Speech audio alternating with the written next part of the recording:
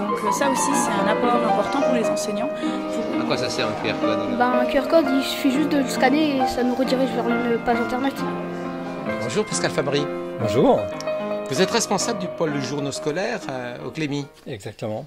Depuis quand vous êtes Alors je suis rentré au Clémy en 2003 et donc je me suis occupé du développement de ce secteur du Clémy. Alors les journaux scolaires, quand vous étiez jeune, on en parlait déjà? Alors moi quand j'étais lycéen, donc c'était fin des années 70, enfin 75 pour être précis, j'étais au lycée Augustin-Thierry de Blois où je faisais un journal qui s'appelait La Griotine. Voilà, et donc un journal lycéen, c'est là que j'ai pris goût. Et puis ensuite, en 81, avec quelques autres anciens de journaux lycéens, on a fondé la première association de presse lycéenne de l'époque moderne, puisqu'il y en a une précédemment au 19e siècle, voilà, qui existe toujours maintenant sous le nom de Jet d'encre et qui a voulu voilà, mettre en réseau la presse lycéenne, défendre ses droits et l'aider à se développer. Alors, le concours aujourd'hui s'appelle Mediatix. Médiatique, voilà. Médiatique, mais média, c'est la presse, mais pas que la presse. Alors c'est la presse papier et puis c'est aussi la presse numérique, puisque les journaux lycéens, enfin les lycéens et aussi les collégiens, les écoliers se mettent aussi à développer des médias sous d'autres formes, des sites, des blogs, des web radios, des web TV. Là ce qui se développe beaucoup en lycée et en collège notamment, c'est les web radios. Et là, le concours, il leur est ouvert également. Ah oui, le concours est ouvert donc aux écoles, aux collèges, aux lycées, aux autres établissements, ceux qui sont un peu hors de ces trois premières catégories.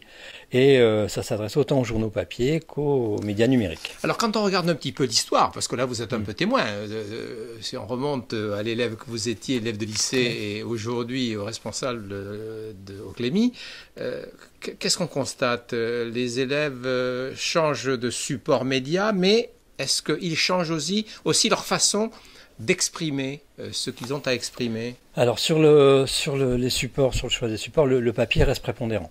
Voilà, depuis 10 ans, on nous dit que en gros le journal scolaire papier est mort. C'est pas le cas. Il reste prépondérant, c'est à peu près 2/3 des participants médiatiques.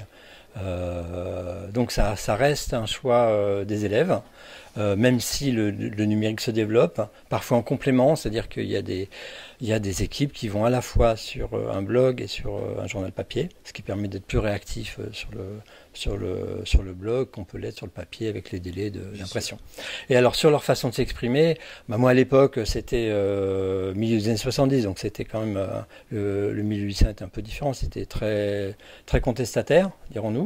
Là, il y a toujours les modes d'expression, il y a des lycéens qui ont une approche sérieuse, avec le souci comment dire, d'informer leurs lecteurs, de leur soumettre différents arguments et de leur laisser faire leur choix. Il y a aussi des journaux engagés, comme ils en ont le droit, qui prennent position sur un certain nombre de sujets. Disons la constante, c'est l'indignation par rapport à ce qui peut se passer dans le monde, autour d'eux, l'injustice, etc. Ça, c'est une permanence. Après, dans la forme, il y a quand même... les jeunes sont beaucoup plus influencés par les médias qu'ils l'étaient à mon époque, quoi. Donc, on sent une forme de mimétisme qui passe aussi par le détournement des formes médiatiques. C'est la raison peut-être pour laquelle vous faites appel à des journalistes de très grands médias pour participer à ce jury? Exactement, mais ça va, voilà, là aussi c'est un jury pluraliste autant dans les convictions que dans les formes, puisqu'on va de Charlie Hebdo à BFM pour aller court.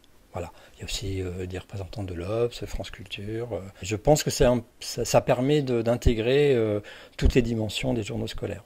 Vous publiez une fois par an, je crois, le best-of des journaux et des médias scolaires. Voilà, en fait c'est une revue de presse qu'on fait chaque année. Donc il y a 3 volumes, un volume lycée, un volume collège, un volume école, qui présente voilà, les meilleurs articles, les meilleurs dessins sur les sujets d'actualité traités dans les journaux scolaires. Actualité au sens large, mais aussi actualité de l'établissement, actualité proche.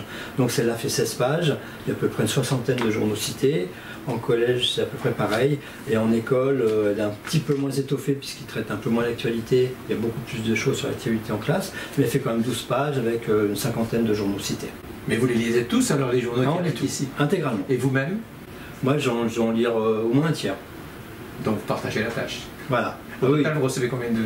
Nous, on reçoit, chaque année, on reçoit à peu près 1500 numéros pour 1000 titres. Merci beaucoup, Pascal Fabry. Merci à vous.